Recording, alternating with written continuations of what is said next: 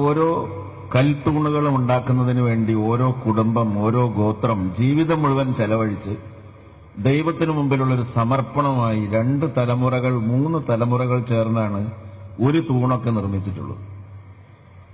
പല കരിങ്കൽ തൂണുകളും വണ്ണം കുറഞ്ഞതും കൂടിയതും ഒരു നിശ്ചിത അനുപാതത്തിൽ വിടവിൽ ഗ്യാപ്പിൽ ഒതുക്കി ഒരു പ്രത്യേക പ്രൊപ്പോർഷനിൽ നിർത്തുന്നത് കൊണ്ട് മുട്ടിയാൽ സംഗീതം കേൾക്കുന്ന തൂണുകളുണ്ട് അവിടെ. ആധുനിക കാലഘട്ടത്തിലെ ഏറ്റവും വിദഗ്ധരായ നമ്മുടെ എഞ്ചിനീയർമാരോട് ചീഫ് എഞ്ചിനീയർ ബിൽഡിംഗ്സ് PWD നിങ്ങൾ വിളിച്ചു വരുത്തിയിട്ട് സംഗീതമുള്ളൊരു തൂണുണ്ടാക്കാൻ പറഞ്ഞു നോക്കും. അവൻ M.Tech സിവിൽ പഠിച്ച സമയത്ത് മനസ്സിലാക്കിയ ഏതോ ഒരു ചിത്രം വരച്ച് ഒരു തൂണുണ്ടാക്കി തരും. പക്ഷെ ആ തൂണിലൊന്നും മുട്ടിയാൽ ചിലപ്പോൾ അത് പൊളിഞ്ഞു വീഴും. കരാറുകാരൻ പണം മോഷ്ടിച്ച് കമ്പിയും സിമന്റും പാകത്തിന് കൂട്ടാതെ ഉണ്ടാക്കിയ തൂണായിരിക്കും. അപ്പൊ മീനാക്ഷി ക്ഷേത്രത്തിലെ ഈ കരിങ്കൽ തൂണുകൾ ഉണ്ടാക്കാൻ ഏത് എഞ്ചിനീയറിംഗ് വൈദഗ്ധ്യമാണ് ഉപയോഗിച്ചത്? ആരായിരുന്നു അതിന്റെ എഞ്ചിനീയർമാർ? അതുപോലെ തഞ്ചാവൂരിലെ ബൃഹദീശ്വര ക്ഷേത്രം എന്ന് പറയുന്ന ക്ഷേത്രമുണ്ട്. ആ ക്ഷേത്രം ഏറ്റവും ഉയരം കൂടിയതും അതിപുരാതനവും 800 1000 കൊല്ലമൊക്കെ പഴക്കമുള്ളതും 1000-ലേറെ വർഷം പഴക്കമുള്ളതാണ്. അതിന്റെ മേലെ ഇത്രയും ശക്തമായി ഇത്രയും ഭാരമേറിയ കരിങ്കൽ എങ്ങനെ കയറ്റി എന്ന് ഞാൻ അന്വേഷിച്ചപ്പോൾ അവർ പറഞ്ഞത് 7 കിലോമീറ്റർ ദൂരം ചെരിച്ച് റോഡുണ്ടാക്കിയിട്ട് മണ്ണ് നിറച്ചിട്ട് ആന വലിച്ച് കല്ല് കൊണ്ടുപോയിട്ടുണ്ട്. ഈ ഉയരത്തിലെത്തുന്നതിന് വേണ്ടി കുത്തനെ സ്ലോപ്പായിട്ട് 7 കിലോമീറ്റർ ദൂരം മണ്ണിട്ട് പൊക്കിയൊരു പർവ്വതം പോലൊരു സാധനം ഉണ്ടാക്കിയിട്ട് അതിന്റെ മേലെ ആന കൊണ്ടുപോയിട്ട് കരിങ്കല്ല് വെച്ചിട്ടാണ് അത് പണിതത്. പണി കഴിഞ്ഞപ്പോൾ ആ മണ്ണൊക്കെ തട്ടിക്കളയും. തഞ്ചാവൂര്, ശുചീന്ദ്രം, മധുര, മഹാബലിപുരം, ശ്രീരംഗം, മൂടബിദ്രി, എത്രയെത്ര, രാമേശ്വരം. തമിഴ്നാട്ടിൽ തന്നെ നമ്മൾ ചെന്നാൽ, അതുപോലെ കർണാടകത്തിൽ ചെന്നാൽ, ഓരോ സംസ്ഥാനങ്ങളിൽ ചെന്നാൽ, ജയ്പൂരിൽ ചെന്നാൽ കോട്ടകൾ, ആഗ്രയിൽ ചെന്നാൽ കുത്തബ് മീനാർ, അല്ല താജ്മഹൽ, ഡൽഹിയിൽ ചെന്നാൽ കുത്തബ് മീനാർ, ചെങ്കോട്ട, ഫത്തേപൂർ സിക്രി. ഇന്ത്യ രാജ്യത്തിന്റെ സംസ്കാരത്തിന്റെയും ശില്പചാതുര്യത്തിന്റെയും കലയുടെയും സംസ്കാരത്തിന്റെയും ആചാരാനുഷ്ഠാനങ്ങളുടെയും വൈവിധ്യങ്ങൾ പറഞ്ഞാൽ ഒരു കണക്കുമില്ല. ഒരു മലയാളി കുട്ടികളും ഇത് കണ്ടിട്ടില്ല. മുതിർന്നവർ കണ്ടോ ഇല്ലെന്ന് എനിക്ക് അറിഞ്ഞുകൂടെ. അപൂർവം ചിലർ കണ്ടു കാണും. നമ്മുടെ കുട്ടികളൊരു എക്സ്കർഷൻ വരുമ്പോൾ ആതിരപ്പള്ളി, വീഗാലാൻഡ് ഇവിടെയൊക്കെയാണ് കൊണ്ടുപോവുക. പൂക്കോട് തടാകം ഏർപ്പാട് തീർന്നതോടുകൂടി.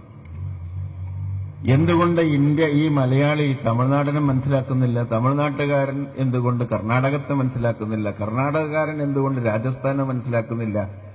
ഹിന്ദുവും മുസൽമാനും ഇന്ത്യയിൽ ഏറ്റവും കൂടുതലുള്ളത് ഹിന്ദുക്കളാണ്. ജനസംഖ്യയിലെ എണ്ണം കൊണ്ട് നോക്കിയ ഹിന്ദുക്കളാണ്.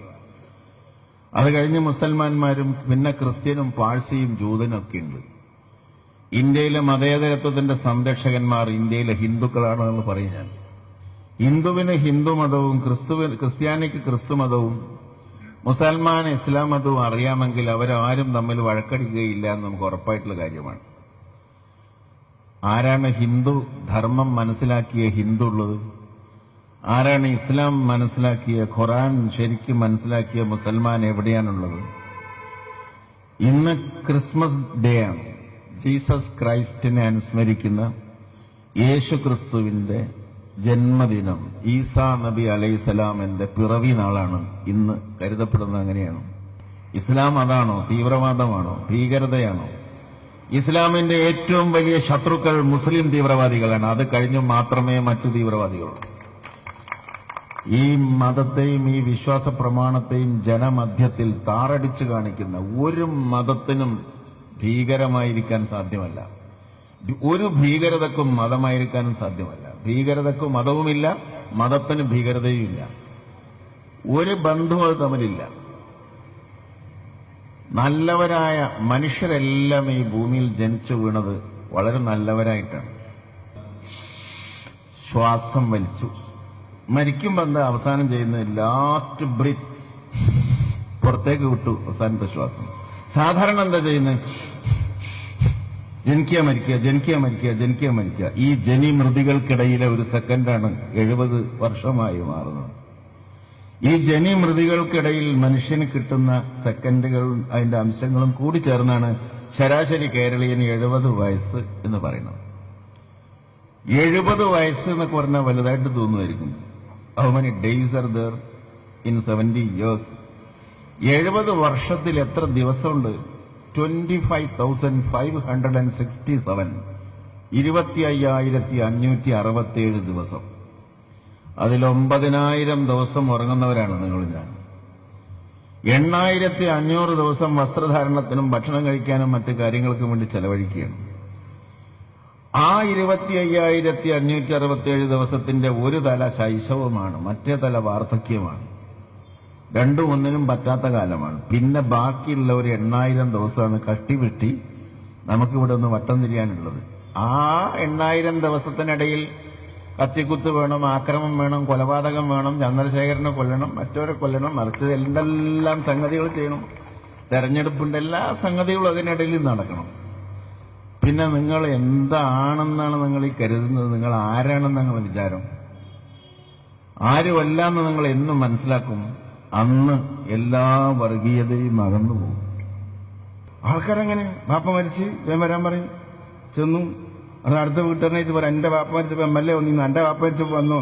ബാപ്പല്ല പ്രശ്നം, MLA വന്നോ എന്നുള്ളതാണ് അവിടുത്തെ പ്രശ്നം. അപ്പൊ ആളുകൾ എവിടെ എത്തിക്കണമെന്ന് ആലോചിച്ചു. നല്ല സ്നേഹം. ഞാനിന്ന് പോയ 1-2 കല്യാണങ്ങൾ ഒരു മനുഷ്യൻ എന്നെ തിരിഞ്ഞു നോക്കിയില്ല. ഞാനവിടെ കാറിൽ നിർത്തി ഇറങ്ങി ഏതോ ഒരു അന്യനെ പോലെ പോയി. ഭക്ഷണം കഴിച്ചാലും വേണ്ടില്ല, അവർക്ക് കഴിച്ചില്ലെങ്കിലും വേണ്ടില്ല, വന്നാലും വേണ്ടില്ല, പോയാലും കാറ് കണ്ടു ശരി. അവിടെ വെച്ചിട്ട് ആ കൂടി ഒരു പടക്കം എടുത്തിട്ട് പിരിഞ്ഞു. സംഗതി ഒന്നൊരു പടായി. ഞാൻ പറഞ്ഞു, നാളെ ഇനി കാറ് പറഞ്ഞേക്കഞ്ഞ് ഞാൻ വരേണ്ട കാര്യമില്ലല്ലോ. കാരണം ഇപ്പോ ഇന്നത്തെ കാലത്ത് പല മോർഫ് ചെയ്തിട്ടൊക്കെ ഉണ്ടാക്കാറില്ല. ആളുകൾക്കൊന്നും ഒരു സ്നേഹമില്ല സഹോദരന്മാരെ, ഒരു സ്നേഹമില്ല, ആർക്കും ആരോടും ഇല്ല. നിങ്ങളും വെറുതെ ചിരിക്കുക. നിങ്ങൾക്കറിയാം, നിങ്ങൾ എന്നെ എനിക്കറിയാം, നിങ്ങൾ എന്നെ ശ്രദ്ധിക്കുന്നത് പോലെ ഇരുന്ന് തരാൻ നിങ്ങൾ പഠിച്ചിട്ടുണ്ട്. അതുകൊണ്ട് ഇരിക്കണം, വെറുതെ ഇരിക്കണം. പക്ഷെ നിങ്ങളെ മനസ്സിലൊക്കെ വേറെ പല കാര്യങ്ങളുണ്ട്. എന്നാൽ നിങ്ങൾ ജയിച്ചു എന്ന് വിചാരിക്കണ്ട. നിങ്ങളെ മാത്രം ശ്രദ്ധിച്ചുകൊണ്ട് സംസാരിക്കുന്നത് പോലെ സംസാരിക്കാൻ ഞാനും പഠിച്ചിട്ടുണ്ട്. അതുകൊണ്ട് ദാറ്റ്സ് ആൻ അഡ്ജസ്റ്റ്മെന്റ്. ഇന്നത്തെ മനുഷ്യരൊക്കെ ഒരു അഡ്ജസ്റ്റ്മെന്റിലാണ്. സ്നേഹം എന്ന് പറഞ്ഞാൽ ആർക്കുമില്ല, വെറുതെ പ്രശ്നം കഴിക്കും. അതേക്കും അത്ര മോശമാവത എന്തൊക്കെ ഒരു ബന്ധുവില്ല, ഒരു ബന്ധുവില്ല. ആ ഹൃദയത്തിൽ അത് തൊടണേയില്ല. ഹൃദയത്തിൽ ഒരു ബന്ധുവില്ല, യാതൊരു ബന്ധുവില്ല. മനുഷ്യ ബന്ധങ്ങളെല്ലാം ശിഥിലമായൊരു ലോകത്താണ് ജീവിക്കുന്നത്. ഒരു ബന്ധം മനുഷ്യർ തമ്മിലില്ല, ഒരു സ്നേഹമില്ല. പിന്നല്ലേ ഹിന്ദു മുസ്ലിമും തമ്മിൽ അവനാൻ തമ്മിൽ വല്ല ബന്ധമുണ്ട്? ഉണ്ടല്ലേ? മുസ്ലിങ്ങൾ തമ്മിൽ വല്ല ബന്ധമുണ്ടോ? ഈ ഇത്രയും മഹാഭൂരിപക്ഷം വരുന്ന ഹൈന്ദവരുള്ള മതേതരത്വ രാജ്യമായ ഇന്ത്യയിൽ നമ്മൾ അനുഭവിക്കുന്ന സുഖം പാകിസ്ഥാൻ എന്ന് പറയുന്ന രാജ്യത്തെ മുസൽമാന്മാർക്കില്ല. ഈ ഇന്ത്യയിലെ മുസൽമാന്മാർക്ക് ഏറ്റവും വലിയ ഭീഷണി പാകിസ്ഥാനിലെ ഭരണാധികാരികളും പാകിസ്ഥാന്റെ അതിക്രമങ്ങളും അവന്റെ ചാവേറുമാണ്. നരേന്ദ്രമോദിനൊക്കെ നമുക്ക് കൈകാര്യം ചെയ്യാം, അവനെയാണ് കൈകാര്യം ചെയ്യാം. സാറില്ല, മോഡിയൊന്നും വെറുതെ പറയേണ്ട കാര്യമില്ല. അവർക്ക് ആ പൊളിറ്റിക്സ് അത് പറയാണ്ട് ജയിക്കാൻ പറ്റില്ല. അതുകൊണ്ട് അധികാരത്തിൽ വരാൻ വേണ്ടി ബാബരി മസ്ജിദ് പൊളിച്ചു, അവിടെ ഇവിടെയൊക്കെ ചിലതൊക്കെ പറഞ്ഞിട്ടാണ് അവർ ജയിച്ചു വരുന്നത്. അതിൽ വേറെ വർഗീയതൊന്നുമില്ല. കമ്മ്യൂണിസ്റ്റലൈസേഷനാണ്, വ്യാപാരവൽക്കരണമാണ്, വർഗീയതയുടെ കമ്പോളവൽക്കരണമാണ്, മതത്തിന്റെ കമ്പോളവൽക്കരണമാണ് ഈ വർഗീയത എന്നുള്ളത് കൊണ്ട് നിങ്ങൾ വിശേഷിപ്പിക്കുന്നു. ശരിക്കുള്ള വർഗീയത അല്ലാതെ. ഞാനൊരു മുസ്ലിം ആണെന്ന് വിചാരിച്ച് ഹിന്ദുവിനെ വെച്ച് ഉറപ്പിക്കാൻ പാടില്ല എന്ന് ഒരു മുസൽമാൻ എവിടെയും വിചാരിക്കില്ല. അവൻ മുസ്ലിം ആണെങ്കിൽ വെറുതെ പറയാം, ഒരു ഹിന്ദു അങ്ങനെ വിചാരിക്കില്ല. എല്ലാ വേദങ്ങളും എല്ലാ ഉപനിഷത്തുകളും എല്ലാ ഖുർആനും എല്ലാ ഗ്രന്ഥങ്ങളും ഒരു മതസ്ഥരെ ഇകഴ്ത്താൻ പറഞ്ഞിട്ടില്ല, ആരെയും എതിർക്കാൻ പറഞ്ഞിട്ടില്ല, ആരെയും എതിർക്കാൻ പറഞ്ഞിട്ടില്ല. എല്ലാ തത്വചിന്തകളും ഇന്ത്യയിലേക്ക് കടന്നു വന്നപ്പോൾ ഇന്ത്യ അതിനെ പൂർണ്ണ മനസ്സോടെ സ്വാഗതം ചെയ്തിട്ടുള്ളൂ. യാതൊന്നും ഒരു ഇന്ത്യയിലെ ഒരാളും വരണ്ടെന്ന് പറഞ്ഞിട്ടില്ല. അങ്ങനെയുള്ള ഈ മഹത്തായ ഇന്ത്യ, നമ്മുടെ രാജ്യമായ ഇന്ത്യ, മതേതരത്വത്തിന്റെയും സ്നേഹത്തിന്റെയും സന്തോഷത്തിന്റെയും ഉറവിടമായി തീരാൻ ഗർ വാപ്പസി എന്ന് പറഞ്ഞാൽ ആക്ച്വലി ദാറ്റ് ഈസ് ഗർ വാപ്പസി. മനുഷ്യത്വം വിളയാടുന്ന എല്ലാ മനുഷ്യരും ഒന്നായി നിൽക്കുന്ന, ഹിന്ദുവും മുസൽമാനും ക്രിസ്ത്യാനിയും പാഴ്സിയും ജൂതനും തമ്മിൽ വ്യത്യാസമില്ലാത്ത ഒരു ഇന്ത്യ സൃഷ്ടിക്കലിനെയാണ് ഗർ വാപ്പസി എന്ന് പറയുന്നത്, അല്ലാണ്ട് മറ്റതല്ല. ഈ സമാപന സമ്മേളനം ഉദ്ഘാടനം ചെയ്തതായി പ്രഖ്യാപിച്ച് ഞാൻ